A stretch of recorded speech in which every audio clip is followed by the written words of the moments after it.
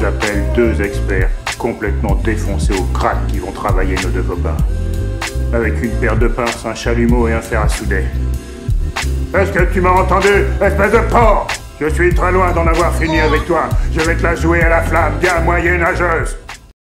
Salut tout le monde et bienvenue sur l'écran fou, et ça y est, elle est enfin dispo, la saison 4 de The Boys, donc avec les 3 premiers épisodes de disponibles. Donc ça y est, c'est officiel, avant-dernière saison de la série, puisque Eric Kripke l'a annoncé, il n'y aura que 5 saisons, pour éviter de trop étirer en longueur la chose, hein, ce qui, à mon sens, est déjà un peu le cas. Mais bon, on va essayer de décortiquer tout ça. Donc saison que j'attendais beaucoup, puisque j'adore le comics de The Boys, mais que j'attendais aussi beaucoup, surtout parce que la saison 3, et là où mon dieu je vais me faire taper dessus, a été pour moi vraiment une vraie déception. Alors je m'explique. Déjà, en fait, la saison a été en grande partie vendue autour de 2 gros arguments. Donc le premier, c'est l'épisode Hérogasme, qu'on vantait comme un truc, un futur choc, quoi, hein, mais qui au final faisait trop bisounours par rapport à ce qui était promis et surtout à ce que l'on pouvait en attendre. Et ensuite, la deuxième chose, c'est Soldier Boy, mais qui était en fait une des bonnes choses de la saison. Parce que malgré la déception, il y avait quand même de très bons trucs, comme notamment cette allégorie à la drogue autour du composé V24, hein, ou encore que on mettait enfin Homelander dans une position de faiblesse, et notamment en début de saison. Tout ça pour malheureusement rétro-pédaler, quoi. C'est-à-dire que, admettons, si la fin de la saison 1, en fait, c'est le point A, et le début de la saison 3, le point B, à la fin de la saison 3, on revenait au point A, quoi. Donc oui, ça commençait à tourner en rond, et ça mettait finalement plus de bâtons dans les roues des héros, donc des gens déjà en position d'infériorité, tandis que les méchants puissants se retrouvent encore plus puissants et limite intouchables. Donc oui, il y avait, à mon sens, un gros manque d'équilibre. Ensuite, ce qu'ils ont fait de Black Noir, je suis désolé, mais quand tu connais le comics, c'est juste pas possible d'accepter ça. C'est-à-dire que je comprends l'idée de vouloir ne pas servir la même intrigue que le comics, pour faire en sorte justement que tout le monde ait droit à de la surprise, au même titre que par exemple quand Guillermo del Toro n'a pas recopié les comics de Mignola pour faire ces 2 films Hellboy. Et ça n'empêchait pas ces films d'être très bons et fidèles aux matériaux de base. Donc là, pareil, tu peux reprendre le contexte et en raconter quelque chose de totalement différent. C'est pas gênant. Mais pas pour, finalement, en proposer quelque chose de 10 fois moins bien, quoi. Et là, en l'occurrence, pour ce qui est de Black Noir, c'est mauvais. Et pour terminer, la fin de la saison 3, pour moi, c'est le truc le plus éclaté du monde. Donc, parce que, en fait, ça se résumait à un fight entre les 4 êtres les plus puissants de la planète, et qui s'apparente finalement à un concours de baffes sur un plateau d'enregistrement télé. What the fuck, quoi. Qu'on ne vienne pas me dire que c'était dantesque comme finale avec 4 personnages surpuissants et indestructibles, quand, en plus, finalement, ça balance des mandales dans 200 mètres carrés, quoi. Bref, voilà pourquoi j'attendais beaucoup de cette saison 4, donc vraiment pour remettre un petit peu de boost à tout ça et faire un peu avancer le schmilblick. Et alors, formellement parlant, il n'y a rien à dire. C'est toujours aussi généreux dans la mise en scène, dans le ton, dans les séquences de gore. T'as vraiment cette ambiance un peu pulp. Et on est dans la continuité. Quoique, c'est vrai qu'il y a un mode opératoire dans cette série, c'est qu'il y a toujours, dans chaque épisode, quelles que soient les saisons, alors à peut-être 1 ou 2 près, hein, il y a toujours une séquence de gore. Et là, par exemple, dans le 3e épisode de cette nouvelle salve, on va se retrouver avec une séquence de boucherie totalement gratuite et excessive au cours d'une séquence de patinoire, mais excessive à l'extrême, qui fait que, bon, ok, moi j'aime le gore, mais jusque-là, ça a toujours servi à un peu le propos. Sauf que là, ça sort en fait de nulle part, limite, juste pour t'assurer de fournir ton quota de viande crue, quoi. Tout comme une séquence dans l'épisode 2 à la Human Centipede qui ne sert à rien si ce n'est de faire en sorte que le personnage en question puisse avoir une conjonctivite quand le scénario va en avoir besoin. Donc en fait, ce sont des séquences qui vont servir de facilité scénaristique. C'est quand même dommage. On va dire que, allez, sur les 3 heures de programme, c'est quand même peanuts, hein, c'est pas ce qui entache trop le truc. Maintenant, pour ce qui est de ce que ça raconte, c'est là que ça devient intéressant de décortiquer la chose, puisque, on le sait, la série The Boys a toujours opéré tel un miroir de la société pour en être une véritable satire, donc une dénonciation grossière, voire caricaturale de notre monde sous toutes les coutures. Et en cela, c'est une des choses que moi j'adore le plus dans cette série. Et ici, on sent bien que la saison ne compte évidemment pas déroger à la règle en s'inspirant, que dis-je, en pointant carrément du doigt sur la situation actuelle des États-Unis, puisque effectivement on est à l'aube des élections présidentielles avec un fort potentiel de retour de Donald Trump à la Maison-Blanche, malgré toutes les casseroles qu'on lui a collées au cul. Hein. Et étant donné que le personnage de Homelander est déjà une allégorie de Donald Trump, ça se tient parfaitement. Donc en cela, on est vraiment dans les intentions de base de la série, de jouer de façon satirique sur le truc.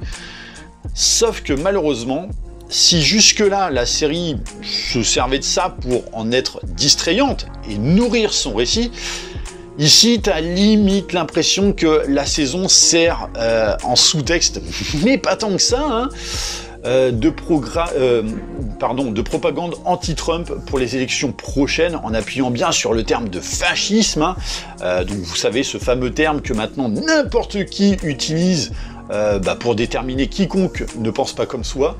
En fait, maintenant, tout le monde est le fasciste de quelqu'un. C'est une époque terrible, quoi. Et alors, en France, j'en parle même pas. Maintenant, j'attends de voir, parce que, par exemple, la saison 3, aux 3 premiers épisodes, on était également sur certaines thématiques, et au final, la suite prenait un tout autre cap. Donc à voir si ici, ce n'est qu'un matraquage que autour de ce début de saison 4, mais j'ai des doutes au vu de la promo qui appuyait énormément sur ce côté élection, et notamment sur cet aspect très politique. Donc, par rapport à ça, je reste quand même un petit peu dubitatif. Alors, attention, hein, je ne parle que par rapport à ces 3 premiers épisodes. Si ça se trouve, la suite va déchirer. Mais moi, perso, j'en attends autre chose que juste de dire non, ne votez pas pour Trump à l'automne 2024, quoi. Moi, je veux que ça me raconte quelque chose et que ça apporte un peu plus d'équilibre, notamment autour des personnages. Et en revanche, c'est là que je trouve que le trio Homelander, Butcher et Ryan, donc son fils, semble vraiment apporter un peu plus de biscuits et surtout fonctionner, puisqu'ils ont ce lien involontaire, qui d'ailleurs, je trouve, a été pour moi expédié n'importe comment dans la saison 3. Et là, tu sens que ils sont de plus en plus comme, on va dire, Batman et le Joker. Donc, vous savez, Batman qui veut se débarrasser de cette criminalité qui est représentée par le Joker, mais qui se refuse de le tuer par moralité.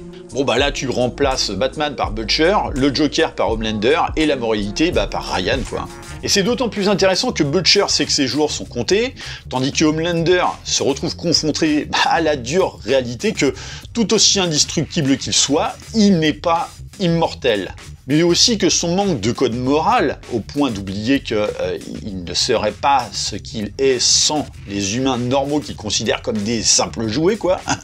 Donc une allégorie à Zeus au sein de l'Olympe, notamment dans le choc des Titans de 1981. Donc ce manque de code moral est en train de lui faire perdre la raison, notamment face à son fils, qui lui, même s'il possède des pouvoirs et qu'il est son descendant génétique, reste quand même un gamin élevé comme un humain normal, avec une éducation à des valeurs. Donc Ryan, qui finalement est la passerelle entre le monde des super-héros et celui des humains normaux, façonné dans son développement psychologique, loin du business de Vought Industries. Et donc Ryan qui ne peut pas valider gratuitement ce manque d'état d'âme de son père biologique. Et ça peut être très intéressant pour fragiliser Homelander, de jouer justement sur l'aspect psychologique alors qu'il est en plein âge de raison et que la remise en question semble de plus en plus l'habiter. Notamment quand, par exemple, il n'encaisse plus que les gens ne soient pas capables de lui dire ces 4 vérités, par peur qu'il les zigouille en une seconde montre en main, hein, mais que oui, il le ferait quand même. Et tu sens que le mec, en fait, il est en train de vriller, quoi. Mais totalement. Et alors, la fin de l'épisode 3 le montre très clairement, quoi. Et c'est ça qui, moi, m'intéresse le plus, parce que Homelander, c'est un personnage que je déteste, mais que j'adore détester. Au même titre que, par exemple, certains personnages, notamment dans Game of Thrones, comme par exemple Ramsay Bolton ou alors Joffrey Baratheon, Homelander, c'est un personnage fascinant. Tu veux le détester encore plus pour que le final lui offre la fin qu'il mérite. Et par contre, c'est là qu'il faudra pas se louper à la saison de clôture. Et le parallèle qui s'opère, notamment avec Butcher, devient vraiment chouette à suivre. Dommage en revanche que les autres personnages n'aient pas, en tout cas pour le moment, autant de soins. Je veux dire, Kimiko en fait est devenu totalement anecdotique. La Crème, il est insupportable à jouer au petit chef, mais qui en fait fait rien de bien. Yue, alors n'a tellement plus rien à offrir que faut carrément lui coller un infarctus à son père. Alors Stella, à voir, tu sens que son passé risque d'avoir un impact intéressant pour la suite, notamment des événements, mais voilà, dommage qu'en revanche, les gros plans sur elle révèlent un petit peu un excès de maquillage pour masquer la ruine faciale qu'elle a opérée durant ces 2 dernières années à grand renfort de bistouri. Et alors, le français. Donc le français qui désormais est gay, donc ça sort de nulle part. Mais si autant la série avait mis l'accent sur une potentielle homosexualité ou bisexualité, mais dès le départ, j'aurais compris, et ça m'aurait d'ailleurs pas du tout dérangé. N'allez pas me traiter d'anti-woke pour ça, surtout après mon avis sur la série The Acolyte, alors que pourtant j'ai été le premier en revanche à défendre l'homosexualité de la série Eric. Et qu'on est venu en plus me le reprocher. Mais là, pour le français, ça tombe comme un cheveu sur la soupe, et ça détruit à néant, en fait, toute l'ambiguïté de la relation qu'il a avec Kimiko, et qui a été bâtie quand même sur 3 saisons, quoi. Et là, pouf, d'un revers de la main, en fait, non, a pu. Et c'est dommage, parce que cette orientation sexuelle en plus, elle est vouée à servir l'histoire, et je trouve ça cool même, mais balance pas ça comme ça. Enfin, je sais pas, c'est comme si moi j'entrais dans une communauté de véganes et que pendant des semaines je m'intègre super bien, en parlant de tofu et de feuilles de salade, et que tuer les animaux c'est mal, tout ça, et que en fait à un repas de la communauté, je me pointe avec une côte de bœuf. Et malheureusement, ce manque de considération pour ces personnages, il peine à offrir un vrai contrepoids à la menace. Du moins sur les 3 premiers épisodes. N'oubliez pas que je ne juge que par rapport à cela. Mais voilà, ça fragilise plus les héros qu'autre chose, alors qu'ils étaient déjà assez fragilisés, quoi. Donc finalement, on rajoute encore plus d'importance et de poids, de puissance à ceux qui étaient déjà trop puissants, et encore plus de difficultés à ceux qui en avaient déjà. Donc, qu'est-ce que ça apporte de nouveau que ce que la fin de la saison précédente apportait. Mais comme j'ai dit, on verra ce que la suite donnera. Effectivement, ça ne reste que l'introduction de la saison 4. Alors pour les nouveaux personnages, par exemple la super qui est la plus intelligente de la planète, je sais plus comment elle s'appelle, c'est sympa aussi, j'attends de voir justement ce qu'ils vont en faire, mais il y a un vrai potentiel autour de ce personnage qui rappelle un petit peu ce rapport d'un esprit brillant et machiavélique pour tenir tête à la plus grande force du monde qu'on retrouve notamment entre Superman et Lex Luthor. Et alors le personnage qui enfin semble avoir un vrai contrebalancement, et que je pense ça devient intéressant, c'est du côté de A-Train. J'ai vraiment l'impression que chez lui aussi, les choses commencent à évoluer et qu'il peut être vraiment un apport de poids dans cette saison, et peut-être même un très bon ressort dramatique en fonction de ce qu'il compte en faire. À voir donc. Donc voilà ce que je peux dire de ce début de saison. C'est pas mauvais du tout, mais j'avoue que là, ça tire trop en longueur. Il est temps que ça passe à la vitesse supérieure pour en finir, et que oui, ça reste quand même très confus autour de pas mal de personnages. Et en revanche, l'aspect propagandiste anti-Trump qui tombe vraiment à point nommé, ça fait trop remplissage opportuniste, et c'est pas ce que j'attends d'une telle série, malheureusement. Je veux dire, on bouffe déjà bien assez de toute cette politique au quotidien, c'est notre actualité en permanence. On n'a pas forcément envie que les programmes distrayants commencent à suivre justement cette tendance de vouloir nous raconter déjà ce que l'on subit comme matraquage au quotidien, quoi. Donc j'espère que ce n'est qu'une façade, donc on verra par la suite. Donc voilà, n'hésitez pas à me dire ce que vous en pensez dans les commentaires sous la vidéo. N'hésitez pas d'ailleurs aussi à me laisser vos petites hypothèses pour la suite des événements. Bien sûr, pensez à liker et partager la vidéo. Pensez à vous abonner à la chaîne de manière à vous tenir informé des prochains contenus. Et moi je vous dis à très bientôt pour une prochaine vidéo. Allez, bye!